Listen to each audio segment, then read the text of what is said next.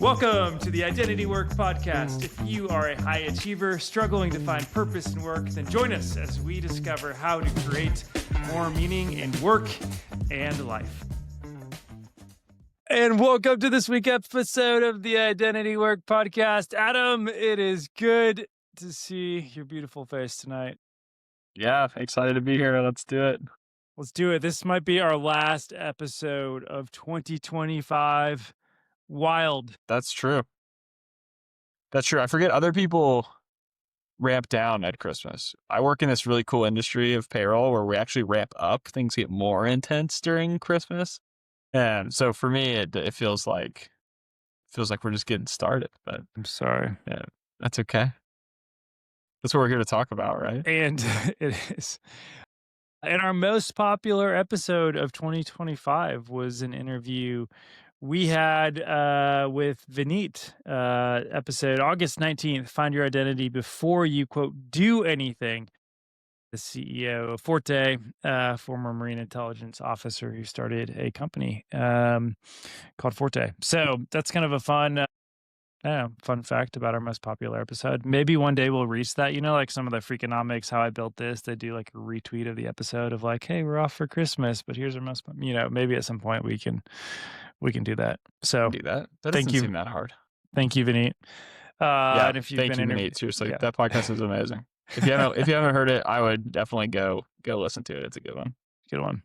And then the other fun fact I'd just update you on, we read an article about how most people listen to podcasts on YouTube. So we're now on YouTube, if you like your podcast that way. And we post little shorts, or at least our intern does. And one of those shorts has 2,000 views, which is kind of fun. So we don't know what we said really, but it was the topic but it's on blowing up. Prioritizing care in a busy world. Boom. It's important. It's important stuff. It is. And equally important, today's episode, stretching or ripping. Are we talking about middle-aged athletics? Yeah, we're talking about my quads today. We're dedicating this episode to my tight hamstrings. Yeah, you can really go a lot of directions with this one. But to double click, zoom in, living in the zone between growth and exhaustion. And Adam, I'll just start out by reading your quote.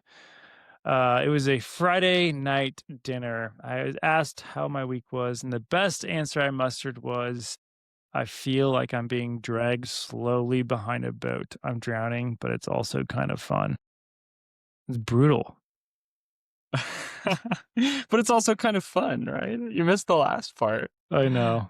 It's like you got a good view, the water's rushing by you. And I think it is both parts brutal and fun, which is why that was the best metaphor that I could come up with for how I'm feeling. And also, led to the title of this newsletter is like stretching or ripping ?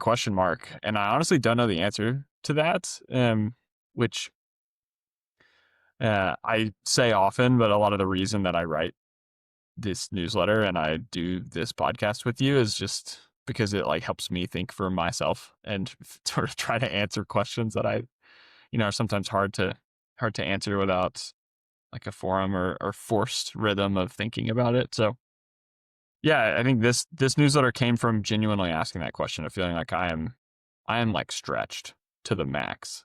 And like right now, like today. Right now, today.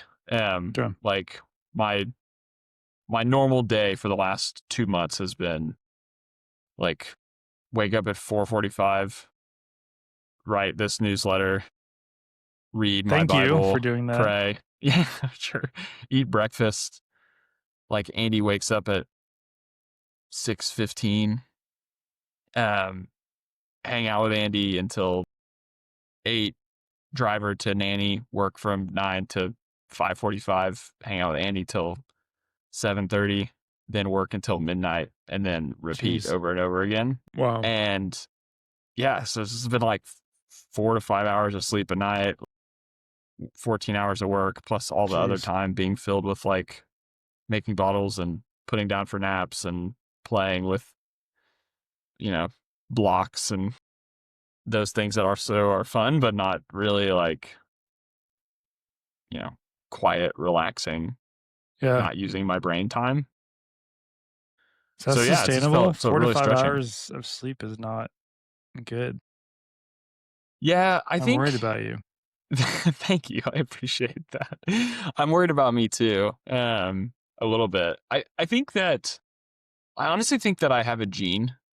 I've tried to read about this because I just like I feel like I operate on lower sleep better than most. And I don't have anything. I've never felt what other people feel on low sleep, but I feel like I'm generally okay. Um, on lower sleep, and there's like a real gene that Yeah, there is. Yeah, people are some amount of just people I can think operate President on Trump less sleep. is 4 hours of sleep, like, he's good. Um, we had another friend Yeah, growing up, Alan Rich was like that, and I'm like, "Wow, amazing." yeah, it But definitely hurts waking up. Like I don't okay. just like pop out of bed, Yeah. feeling stoked about the day, but at noon I feel the same, pretty much. Yeah, I don't know. Jeez. That's kind of Okay. like rambly Yeah, and I long, don't know but how much feeling to stretched. okay. And yeah, I mean, when I mean, I guess I sometimes like starting with the answer. There's no answer between when are you stretched or ripped. I mean, I think like remember CFO friend Larry said, got to give it 6 months, and then before you make any drastic moves or before you pull the ripcord. Um, yeah. I mean, yeah. Any thoughts on that? I mean, I know you're not thinking of pulling the ripcord, but like it seems like Yeah, a prolonged, intense season for you. yeah, I Um, I didn't get to anything real meaningful in my opener there, so yeah, thanks for sticking around, listeners. I'll try to give you some more substance here. Yeah, the tension that I'm feeling is I really like what I'm doing. I can't imagine doing something different. I think what I'm doing is very meaningful. I think what I'm doing is like very important to the like to our business. Like if we're successful, if what I'm working on is successful, then our business is very successful. If what I'm working on fails, like our business fails. And I think like that responsibility is a big part of meaningful work. And so there's like this part of me that feels deeply meaningful and connected to the work that I'm doing. And then there's part of me that's just like your question. Like, I don't know if I can sustain this pace, particularly with being a dad, like the added pace of that. I noticed what led me to end up writing this was I noticed this sort of like declining capacity week over week. I'm probably, I don't know, 8 weeks into that schedule. And the second week was like, oh, you just grit your teeth and do it. And the seventh week, I'm like feeling my brain be a little slower. yeah, And it's not like 80% slower, but it's definitely 10% slower. And yeah. I can tell for sure. nice. Nice. So I'm asking myself that question too is like, how long can you sustain this? At what point you sort of pass the breaking point of like, I'm actually, you know, like getting 8 hours of sleep is going to make me more effective than working the extra 3 hours. And I don't know. I think those are the questions I was asking when I went to research and tried to figure out what do I do? Yeah. Well, let's get to the research. What does the research say about burnout or exhaustion? I wanted to approach it for two different lenses. One was like at the work time and one was in the rest time. Like Interesting. what should I do? What should I think about? What should I focus on? And so I went and found some different articles from those different Okay. perspectives. But you didn't take there's no research on like when to pull the ripcord and when to stick it Oh, out um, or yeah, spoiler alert future. I didn't take it from that angle of thinking about like what's the line or the point where you should stop. I don't know. It's an interesting question. We had a conversation a couple weeks ago about sleep and the value of sleep, and I think all the research says, "Hey, Adam, you big idiot, you should sleep 7 hours every night, and you're getting worse at your life if you don't do that, and you can't just like catch up on a Saturday night." Not that Andy will ever let me catch up on a Saturday night, but in theory, oh, I think that's probably the ripcord is any sustained amount of sleep below 7 hours is bad for you. Yeah. Okay. Well, I digress. Let's get to the Yeah. actual research. So, Yeah. Yeah. So two different perspectives. First was on work, basically like what does reducing burnout look like at work? And what this article found was that um, reducing burnout was very connected to recognition, how recognized you felt by the people that you work with. And they broke recognition into three different components. The first was esteem, which is basically people notice and appreciate the work that you're doing. Like they think you're good at your job, or they at least like tell you that you're doing well. Respect is the second one. People treat you as an equal human whose voice and time matter. And like, there's just like humanity to it. And then care, which I think is pretty connected to respect, but people show concern for your needs and limits. Like, there's genuine empathy for sleeping 5 hours and an effort yeah. And who you to are meet outside and of work accommodate and that. who Yeah, you who are you as are a outside of work, person what you're besides your passionate about. deliverable. Yeah. Exactly, Yeah. exactly. Okay. So all three of these things buffer burnout in various capacities by, making you feel encouraged, protected, engaged with the work. So it's not so to buffer burnout at work, it's not about less hours, it's about recognition. Yeah, at least this study found that recognition is a very important buffer to burnout. Don't, this study wasn't comparing two different ways to buffer and finding which one was more buffery, but it would say that this was like a meaningful buffer. Does it feel like that though? I mean, you've gotten good feedback, and I know sad Adams sometimes discredit that. Um, but if I'm a manager, it's like, cool, I can work my team to the bone, but I just need to encourage them and they won't burn out. And I need to ask about their weekend and be genuine about it and they won't burn out. Like it feels, um, I'm a little being a little cynical, but I don't buy it. Yeah, I think it's fair. I think it's fair cynicism. And I don't think any of the stuff that we talk about is a magic formula for managers to trick their employees into never Yeah. leaving the job if Yeah. they just, hit these 7 buttons in the right order. I definitely don't think that's the goal, but I do certainly think that more working in a place where you feel more respected, esteemed, and cared for is going to feel a lot better. If you take a place where you work 12 hours, and compare option A to option B, and one you feel more respected, esteemed, and cared for, like your feeling of burnout is going to be a whole lot lower in that one than it is at the one where you don't. Um, and so I do think I buy that it's a buffer to burnout. I'm sure that there's some line where there's no coming back from being past that line. Yeah. For me personally, I definitely think I have experienced that and am experiencing that right now. Like I don't feel burned out. I don't think that's the right word. I just feel like I'm running really fast. I'm like kind of nervous about my ability to sustain that pace, but um I'm like happy I'm in the race. Okay. If that makes sense. Yeah. Yeah. Yeah. It sounds like to me, you're just tired. Like you've been running the race. You're on, Yeah. you're done the half marathon and like kind of tired and you're not sure if the race is 26 miles or 30 miles, which is probably the harder part. Yeah. Yeah, yeah, Yeah. I think if I had any criticism, it would be that this is a particularly long race. And I know it's a long race that I'm walking into. Like I don't think it's gonna slow down that much until like April. Um and yeah, I think that's probably my one criticism is like I could definitely do this if it was 2 or 3 months, knowing it was 2 or 3 months, but having it be a lot longer than that feels just like kind of scary. I also need to plan a vacation. That's something Christy and I have been thinking about. That I've particularly been thinking a lot about. Just having 2 weeks blocked off in the future that I know I'm gonna get to just like wander the countryside and go on hikes and drink coffee, and that's gonna be all that I do. And I'm really craving just the like knowledge of a date that I have to look forward to on the other side of this, that we're actively trying to plan that time. So Okay. that's another thing I'm trying to do. Yeah, having something on the calendar to look forward to and where you know you'll have some deep rest is really good. Yeah, Yeah. yeah, exactly.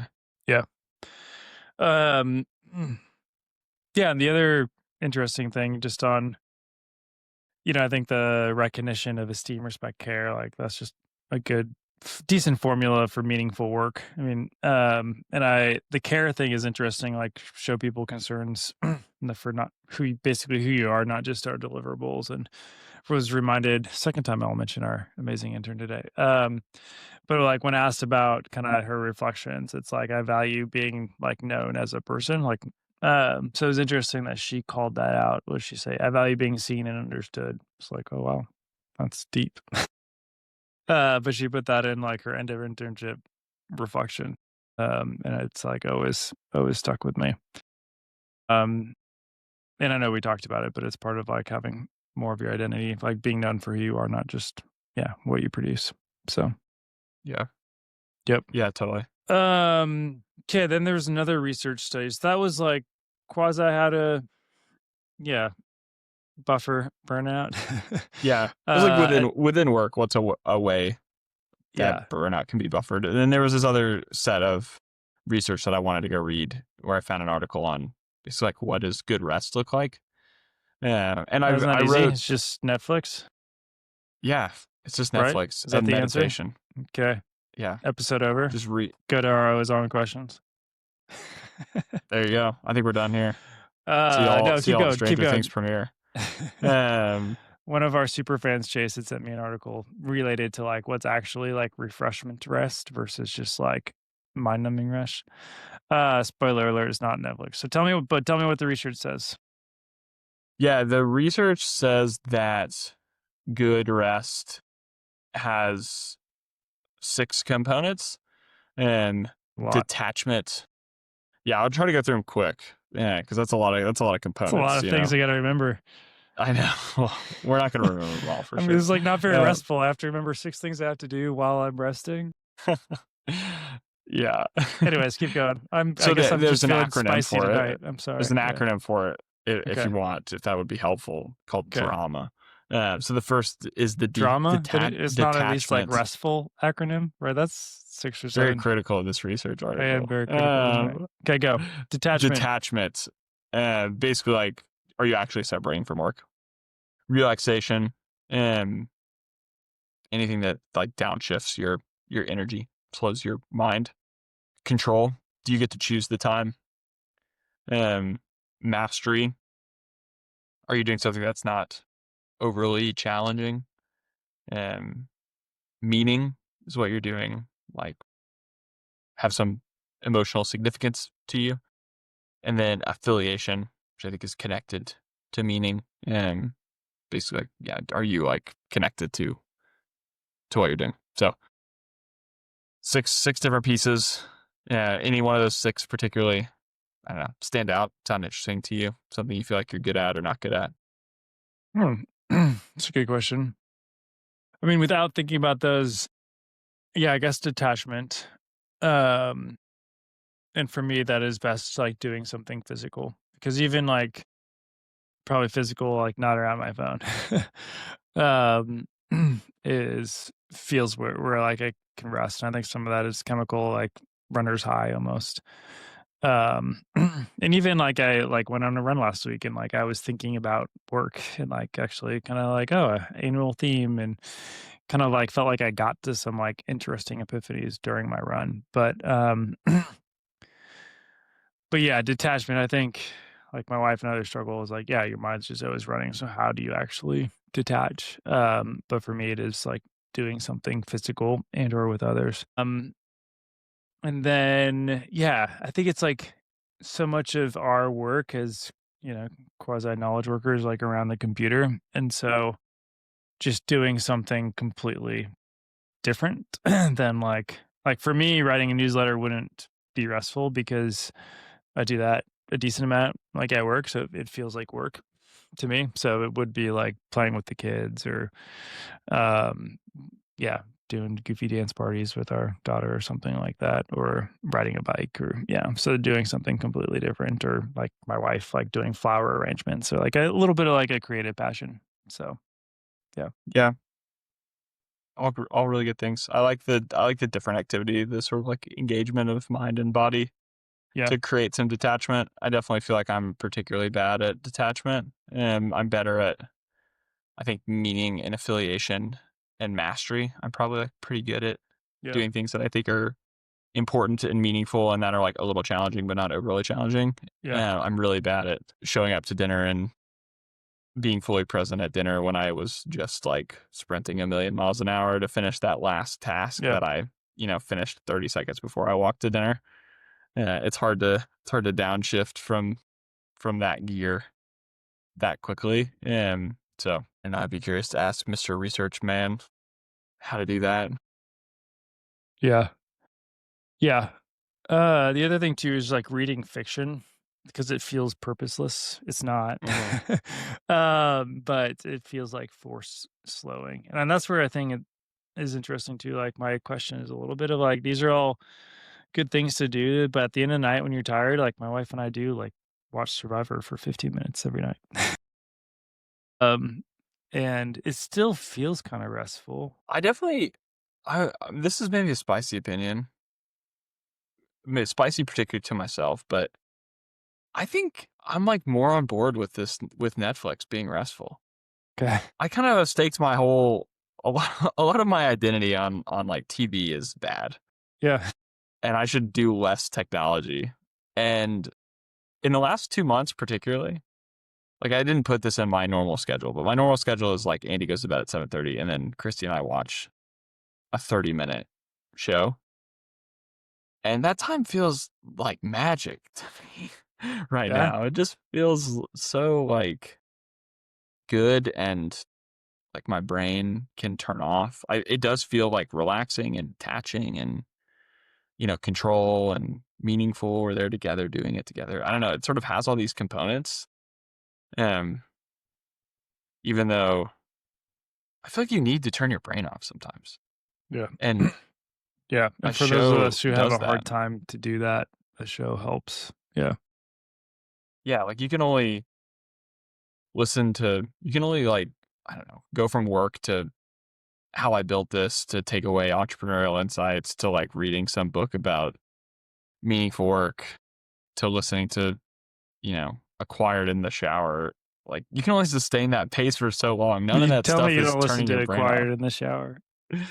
I don't know how people listen to things in the shower. It's like there's water there. Yeah. I don't I don't know. know. I feel like It's back all in the day when there was Sky Mall on airplanes, there was like a waterproof, speaker, but, yeah, maybe. you know, Um, anyways. Anyways, I But think yeah, I Netflix is feel guilty awesome. because I was like, reading my Bible would probably be more rejuvenating. But I just got I think it's I don't know. It feels okay to me. I think particularly the 30 minutes yeah, in a night, one episode feels really great to me right now. yeah, I'm sure, if it was like 3 hours and we were going like 3 episodes in and that was every single night, that feels like a different animal, but 2 or 3 nights a week, 30 minutes feels joyful to me. good. I've talked about taking Sundays as a little bit deeper rest too. I think there's like kind of the day to like the Monday to Friday generally is slammed, but then how can Sunday be maybe an area where you could catch a few more of these areas for a little deeper refreshment? Yeah. Yeah, I think the more extended time you get to detach, the better. And research would support that, and, I think our own lived experiences would certainly Yeah. also support that. Yep. And then, but I just keep on going back to this, your friend like from a month ago who's like, this cute Adam, like, work sucks right now. Like, do you and you're not saying that, but, like, we've talked a lot about how you can craft meaning in your job, right? And it's, do you feel like now that you're in it, like, is it harder to craft? I guess you said it's like you're drowning, but it's also kind of fun, so you're not having any trouble, like, finding the meaningfulness, it's just the volume. Yeah. Yeah, I think I'm not having trouble with the meaningfulness, and I don't know if we talked about this too much, about my friend and their experience, but a big part of that experience was they were not feeling any of these 3 things in their job. Like, they were being told their work product was bad. They were sort of being asked to constantly do more, and the work they were doing wasn't being recognized. And I think those components were as meaningful as like working 15 hours and then being told you're not doing enough is the worst option. Like I'm working 14 hours and being told I'm doing a good job and I'm critical to the success of the team. Like that can make it feel like those hours were worth it. So yeah, I think I'm feeling it less. Something that helps, but I think also kind of hurts in a way is it's just like literally every other person at the company is doing the exact same thing as I'm doing. Like they don't have a child, or many of them don't have kids. So, maybe they go to sleep at 10 instead of midnight when they work their 12-hour days, and I go to bed at midnight. But like Christy asks me this a lot. It'll be like I go to dinner and I say, someone just gave me some 4-hour thing that I have to do by tomorrow. And her question will be, can you not tell somebody else to do that? Can you give it to anybody else? Like, Yeah. why does that have to be Don't you have a you? team? Can't you delegate by now? And the answer is just like, no. Like, honestly, if there's no capacity in the team because everyone else also has a 4-hour thing that's also due tomorrow. Yeah. And Can so you I not think that's hire really, more? yeah, I mean, you can I hire guess you everything. can't You overnight. gotta train and I thought all AI this is supposed to stuff. make you wildly more efficient. Man, this time constraint is with AI. Without AI, we would be dead in the water. Honestly, my whole job is like having 3 instances of ChatGPT simultaneously doing 3 different jobs, and me trying to like maintain the multitasking in my brain to like keep all the ChatGPT instances running fast. um, which is I think I'm actually the piece I'm writing right now that will come out in like 2 or 3 weeks is like about this question. Like, how do you in this world of ChatGPT AI models being able to like go on their own for a long period of time, like I feel really strong, really stretched and like distracted by trying to maintain 3 totally different like balls in the air to keep these agents running in the right direction. And I just feel really like distracted. And so I'm trying to think about how do I make my life feel more linear, even though, I have all these ChatGPT instances going different. Anyways, that was a bit of a tangent. Having a team that is equally committed and equally being stretched feels Yeah. connecting. Yeah. Yep. Yep. Okay. Any final thoughts before we get to our always on question? I don't know. I think we covered it. Good. I'm doing okay. Thanks for, I don't know. I feel like people are going to walk away being like, I think that guy's a bit of a psycho. So I'm not I a hope you're psycho. okay. Happy I'm to talk honestly about it. impressed with your vulnerability. Like if your boss listens to this, but I guess he doesn't have time if to listen. Probably he or I mean, she. I think that the takeaway is like, my job's going great and we're all grinding. And Yeah. he's going to be like, yeah, me too, man. Yeah. That's what he would say. He'd be Thanks like, for the yeah, empathy. I'm Yeah. in the same exact situation. Yeah. Okay. Good. Good. We'll hang in there. Better get Christmas Day off at least. Okay. Instead of our delve deck question, we will dive right into what is your favorite Christmas tradition? My favorite Christmas tradition, I always say the same answer. And if I'm ever asked this question, I played guitar from when I was 8 until 12. And when you play guitar as a 9-year-old, you do a Christmas concert. And then when you turn 13 and you decide to quit the guitar, your mom has now come to expect that a Christmas concert is going to happen. And so we played a Christmas concert at 13, and then it was like, well, we can play one at 14, and now I'm 30 and I'm still playing a Christmas concert for an Wow. instrument that I haven't played in 18 years. Okay. So but it's really, I don't know, it's become like pretty funny, I play guitar once a year. I basically play Guitar Hero tab, bring music, and we all sing really badly. I think it's just a really funny tradition that we do. Wow. That was really fun. What about y'all? I'll do two. One is we celebrate Little Christmas Eve, which is the 23rd, and I have some Danish blood in me, and we have these avelskivers, which are like little puff pancake type things that we have, and then we get an ornament that represents something that happened in our lives in a given year. So, so we've tried to carry that on with my family, and then Christmas morning. I don't know if this is guilt or what, but we say what we're thankful for before every present we open. So we're much more thankful Christmas morning than we are on Thanksgiving. Um, so, but it's yeah, it's kind of fun. Yep. Spotter. Is that our next question? Trend spotter. Yeah. The the trend that I am following is there's a new AI model that Anthropic released, which is Claude, called Opus 4.5. And my AI newsletter that I talk about a lot. That's basically TrendSpotter is, I think, just becoming like me sharing what this Yeah, your newsletter AI read learnings. from the Yeah, week. yeah. Um, but this AI newsletter gets every model early and spends like a week with it before it releases, and then writes a review of it. And pretty much everyone, they're like, "Yeah, it's pretty good. It's like good at some things, not good at some things." Like, Jimmy liked it, but Don thought it wasn't that good.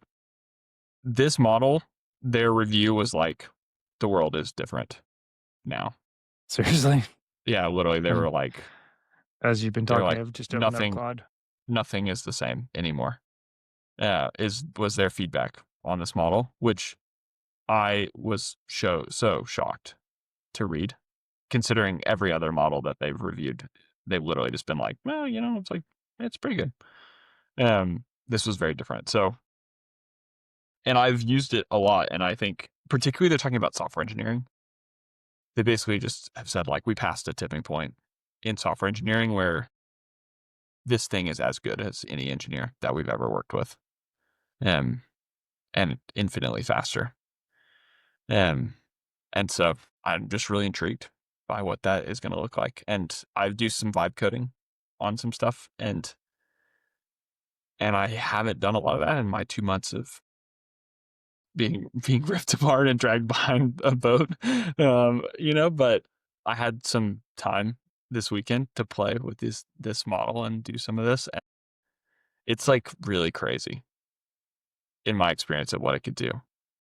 I don't know if this will like mean anything. I really like these trend spotters. I just kind of go on these long longs. And I think they're fun for me.